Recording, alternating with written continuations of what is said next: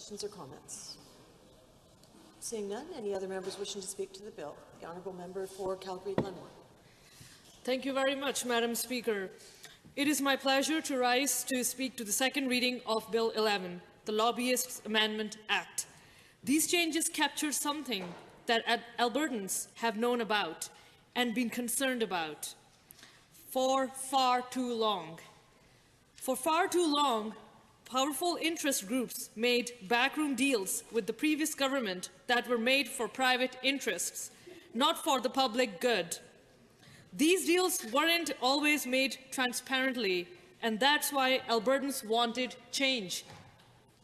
That's why from day one, our government has worked to renew democracy for Albertans. Now the Lobbyists Act, which came into force in 2009, allows Albertans to see which individuals and groups are seeking to influence government decision makers and on what subjects.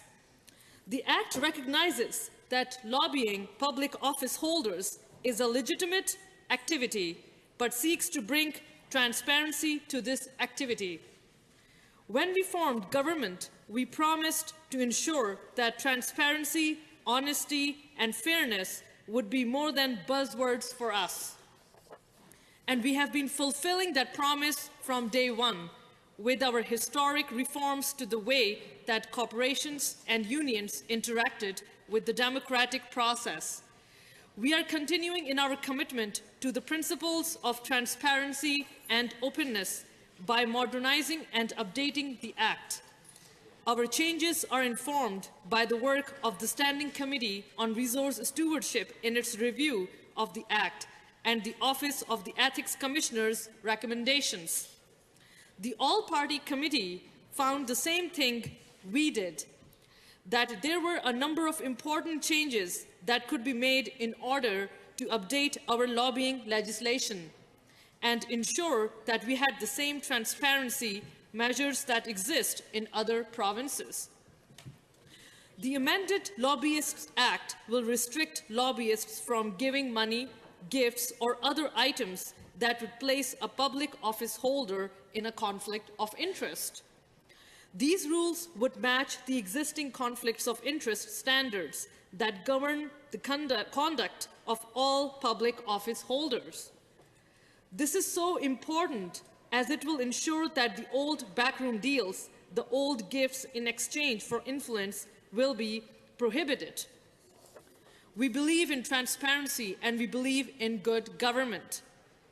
At the same time, we are ensuring that lobbyist legislation doesn't capture those that it is not meant to capture. On another note, public servants in other levels of government are not considered lobbyists, and neither are members and employees of Indigenous governing bodies. We are proposing that Indigenous elders acting in the capacity should not be considered lobbyists.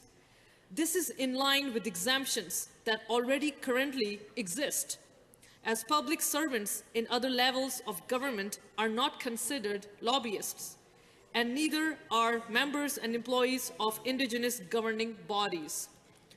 In their traditional capacity, Indigenous elders are very much public servants in their communities as they represent their people, not personal business or financial interests.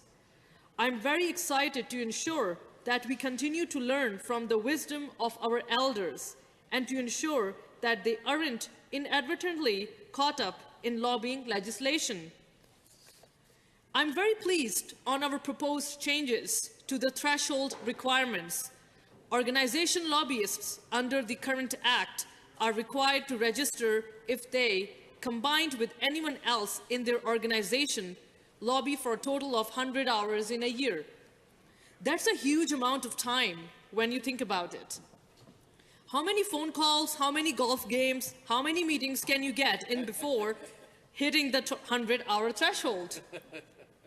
Our threshold was out of step with other provinces' thresholds, and we are taking action to bring us in line to ensure greater transparency and openness. I hesitate to interrupt, honourable member, but pursuant to Standing Order 4 sub 2.1, the House stands adjourned until 1:30 p.m. this afternoon. Order.